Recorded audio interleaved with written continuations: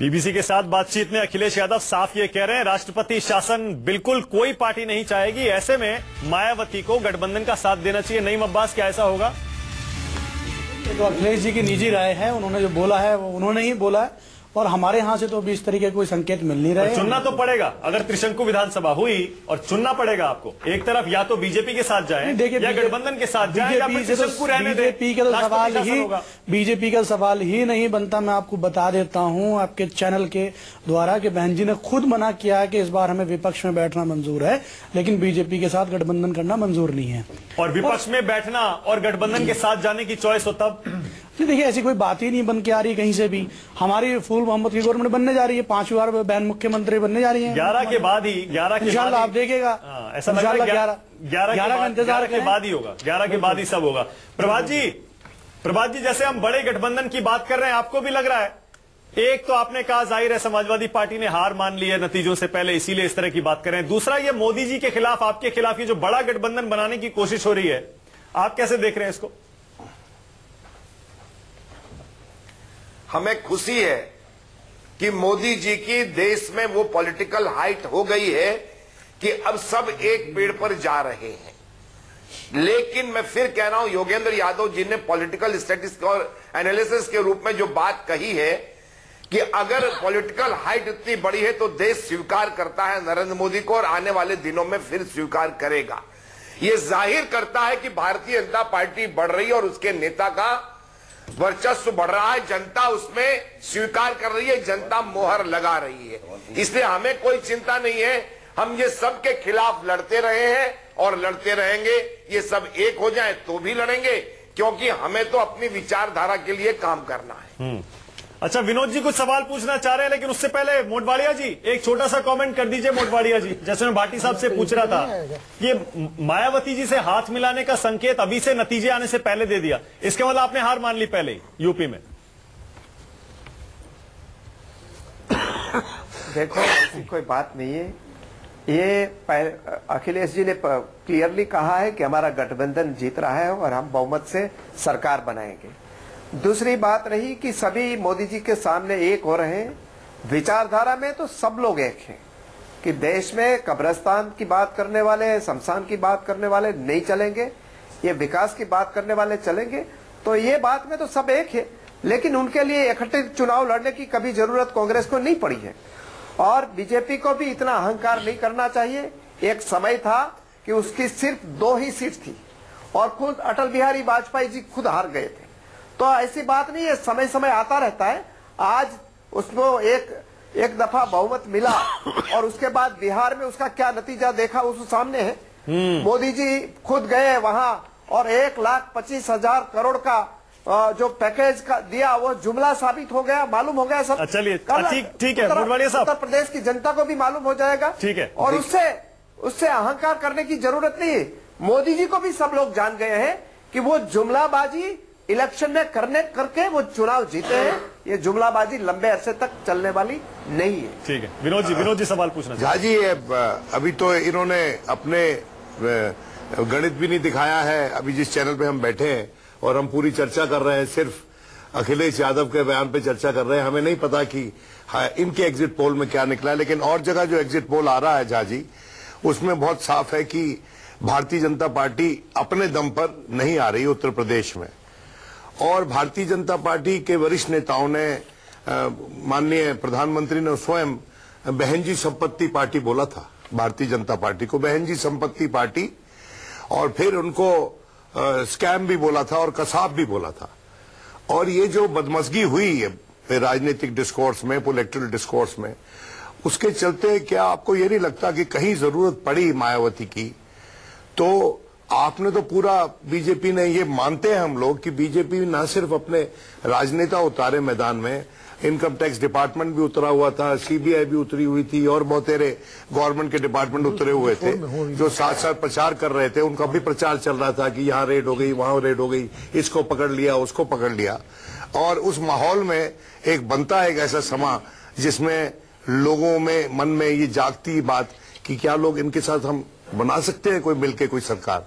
तो आप मुझे ये बताइए कि इतनी बदमजगी के बाद अगर बीएसपी की जरूरत पड़ती है पहले आप गए हैं बीएसपी के साथ, लेकिन उस वक्त भी जब टूटी थी वो आपकी जो गठबंधन, वो इसलिए टूटा था कि जमीन पे आपके जो कार्डर्स थे बीजेपी के और जो बीएसपी के कार्डर्स थे, उनमें वो ताउन नहीं हो पाया, उनमें वो सोशल कनेक्ट नहीं बन पाया। इस बार कैसे तो कैसे कितना कठिन और कितना आसान होगा अगर जरूरत पड़ी तो, अगर जरूरत पड़ी तो। प्रभात जी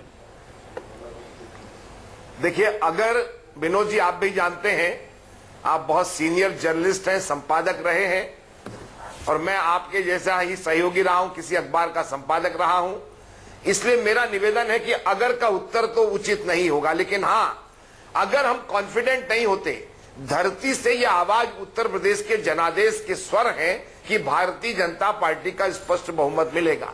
अब ये बात आप 185 कोई दिखा रहा है, कोई 190 दिखा रहा है, कोई 170 दिखा रहा है, ये जब परिणाम आएगा उसके आगे की बात है। लेकिन आपने कहा कि ये बातें कहीं हो गई, इन बातों के अर्थ चुनाव में निकाले गए, लेकिन इसका यह अर्थ नहीं है। हम राजनीति में विद्वेष किसी से नहीं रखते, लेकिन हमारा अपना सिद्धांत है, हम पूरी तरह 2/3 बहुमत से सरकार बनाएंगे, हमें किसी की जरूरत नहीं पड़ेगी। बहुत साफ शब्दों में आपके सामने कह रहा हूं।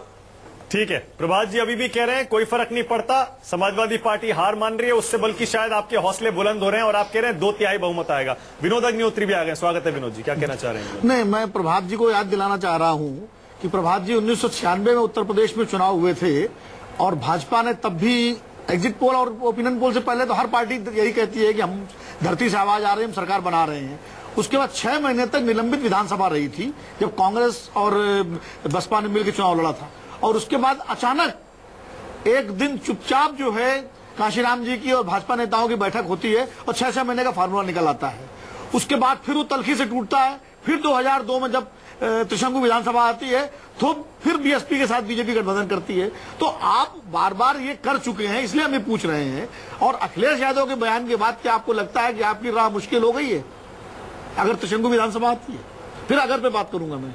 देखिए, हमारी राह कतई मुश्किल नहीं है विनोद जी, हम बहुत स्पष्ट तौर पर काम करते हैं।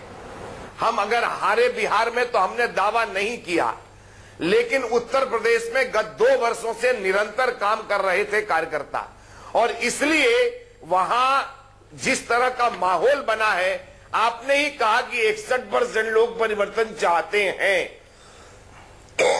और 61% लोग परिवर्तन चाहते हैं, तो परिवर्तन होगा, और परिवर्तन होगा तो परिवर्तन न सपा के पक्ष, कांग्रेस के पक्ष में है गठबंधन के, न बसपा के, वो सिर्फ भाजपा, क्योंकि दोनों आजमाई हुई पार्टी हैं।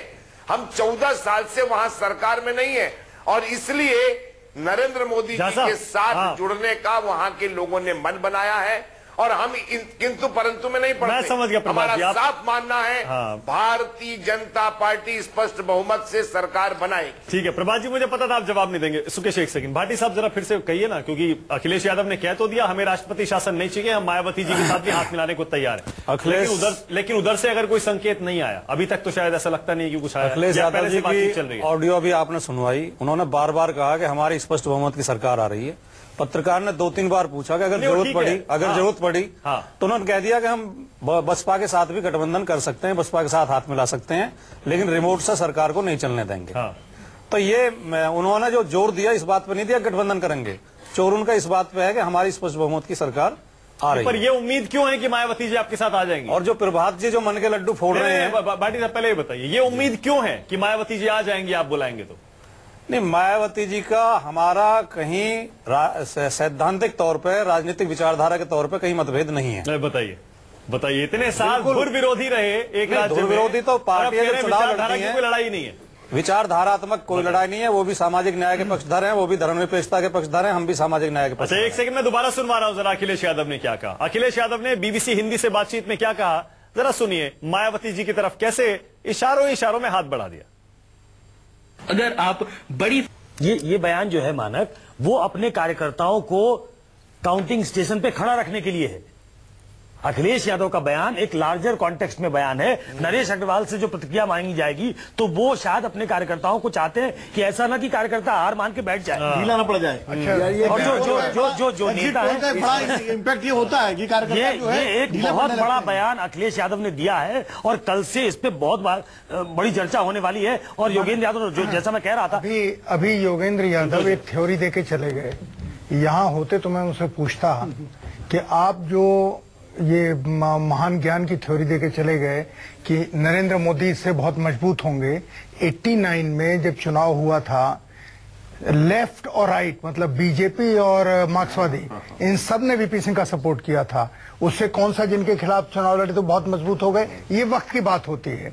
इसलिए आज की तारीख में मैं अखिलेश यादव के इस बयान को बहुत सही, समझदारी भरा बयान मानता हूं कि और ऐसे आदमी का बयान मानता हूं जो पुरानी परिस्थितियों, जैसे वो ये भी कह सकते थे कि भले ही राष्ट्रपति शासन लग जाए हम मायावती के साथ नहीं जाएंगे, लेकिन उन्होंने बयान दिया कि हम जा सकते हैं। इसका मतलब उनको देश की समस्याओं की, प्रदेश की समस्याओं की जानकारी है।